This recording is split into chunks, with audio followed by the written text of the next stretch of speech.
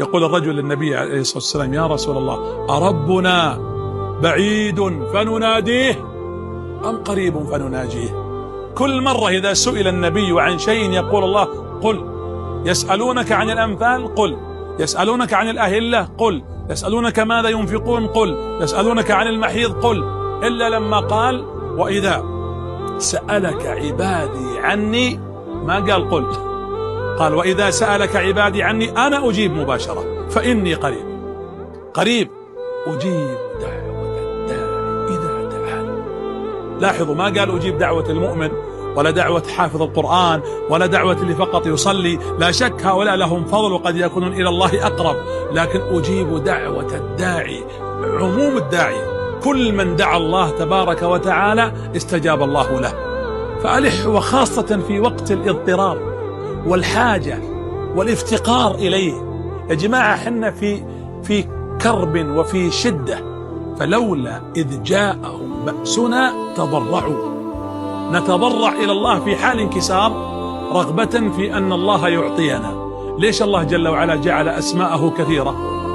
النبي صلى الله عليه وسلم أخبر أن له 99 اسما، من أحصاها هنا مو بمعنى عدها، يعني فهمها.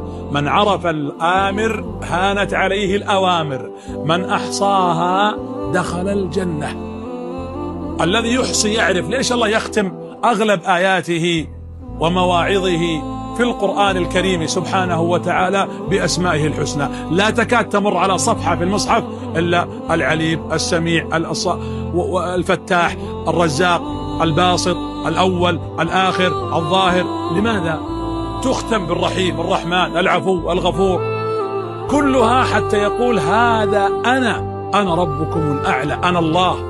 ولذلك اللهم إنا نسألك باسمك الأعظم ووجهك الأكرم وعطيتك الجزلة، أسألك بأسمائك الحسنى وصفاتك العلى، أسألك بكل اسم هو لك سميت به نفسك أو أنزلته في كتابك أو علمته أحدا من خلقك أو استأثرت به في علم الغيب عندك، أن تجعل القرآن العظيم ربيع قلوبنا ونور صدورنا وجلاء همومنا.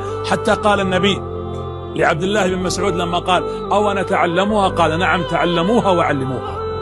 نتعلم أن ندعو الله بأسمائه، وندعوه سبحانه وتعالى في السراء والضراء، ندعوه. عندنا مواطن إجابة كثيرة، وعندنا أسماء لله عظيمة، وكل أسماء الله جليلة عظيمة.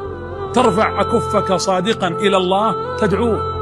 أم سلمة أو أم سليم أقبلت على النبي: يا رسول الله، أصابها هم وكرب تريد من النبي أن يدلها على طريق ودعاء يستجيب الله لها دعواتها.